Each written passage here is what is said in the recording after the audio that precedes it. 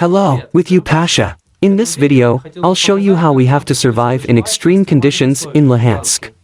We will show which part of the city is more destroyed, what really happens in the city. I'll start with my neighborhood. It used to be so beautiful before the war. A shell hit a high-rise building next to my house, Stepnoy Quarter 6. The ATB supermarket was destroyed where there were cheap products. A shell hit this house too. Banks were damaged. The elderly cannot receive pensions. Cafes, markets, everything is destroyed. People have lost their jobs. And now, we're going to the center. You want to see what happened to it, right? Go faster. The road was difficult. There were a lot of military men. They could have taken our cell. Or it could be worse if they took us for spies. An unthinkable number of military men were on the market. Perhaps they were guarding something here. Even though it's all burned out, the workers clean up the garbage for which they will be fed. Elderly people who have lost their homes, pensions and relatives are trying to find something in the market. The shells hit everywhere. It looked like a furious hail, with fragments. With fragments, the market has suffered because of this. A residential building, a design institute, the Gorky Library, are also damaged. A lot of schools, badly damaged. Repairing them won't be soon. School children have nothing to do, so they climb tanks, play with shells and so on.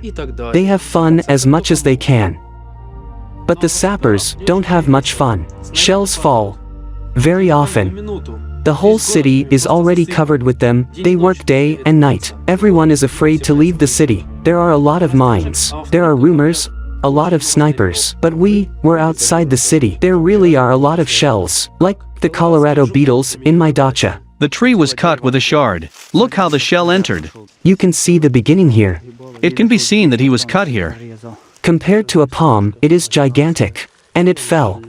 The splinter went into this tree very deeply. It was still piled on top of a tree, but it is small.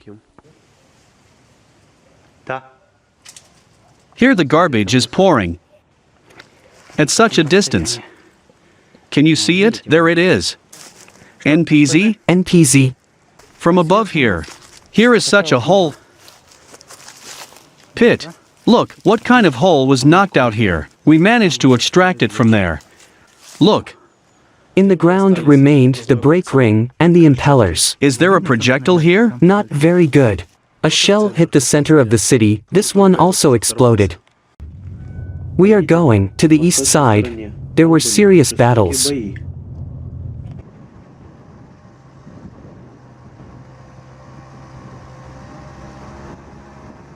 There used to be a lot of checkpoints.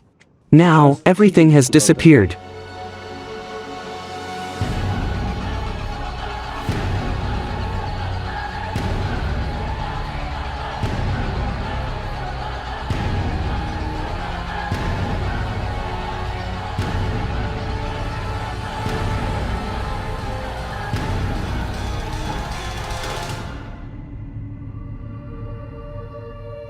From our gas station, there is almost nothing left.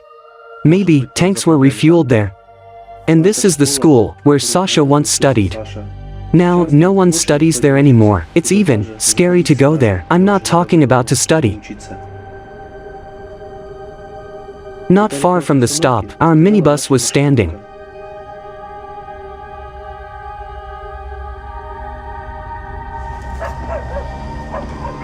After these incidents, most of the drivers are very afraid to drive around the city. Everyone should see it. There is someone. Let's go from here. Here, what happened to the store? They are either blown up or shelled. If something remains intact, everything is taken away. And this affected not only small stores. A large hypermarket suffered, the epicenter with a total area 25,000 meters. It is also the only place where there was a mobile connection during the shelling. The military dug trenches in front of the windows of civilians. Most recently, they brought new tanks to us. They now drive around the city as if on schedule.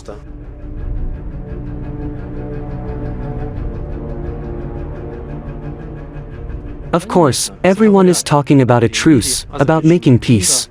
There will be no more war, but I see something different.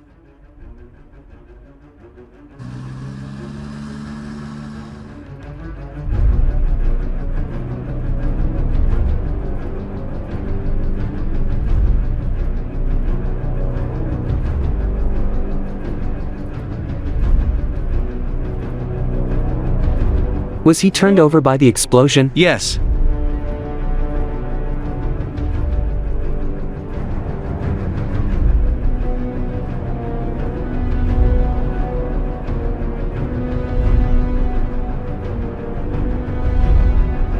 But from the explosions, not only military equipment suffered, cars, somehow, even poles were demolished.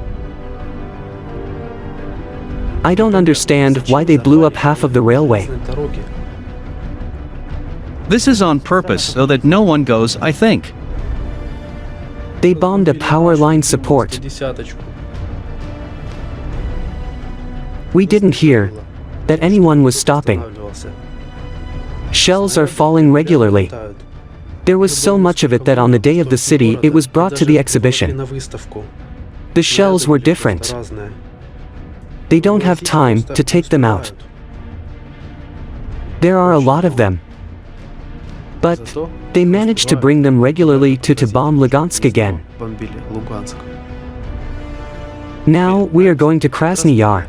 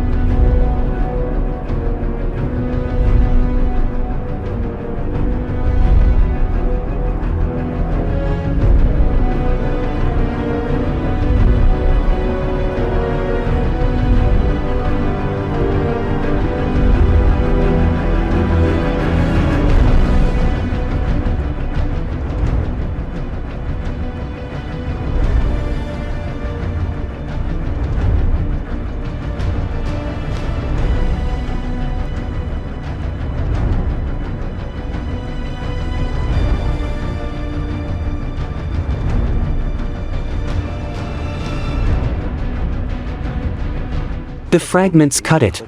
We come to the next support and see the same thing. So the wires were cut and broken here. You can take a closer look.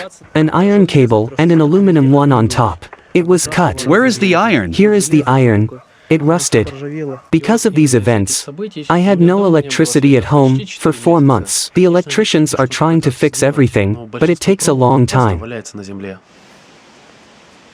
No tension. It's hardcore. You can relax on a high-voltage wire. Sometimes water was not given for 3 weeks. Due to the lack of electricity, I had to go to the center to charge the phone from the generator. During heavy shelling, people hid in the porches far from the windows and wrote kind inscriptions. When there was no light, the residents went out into the street and talked. Because the TVs didn't work, people were cooking near the entrances. That's not all. A lot of shells got stuck in the walls of houses and still haven't exploded. Yes, it's hard in Lugansk now, but we are trying to neutralize all the shells. Who will blow them up except us? This will be the next video.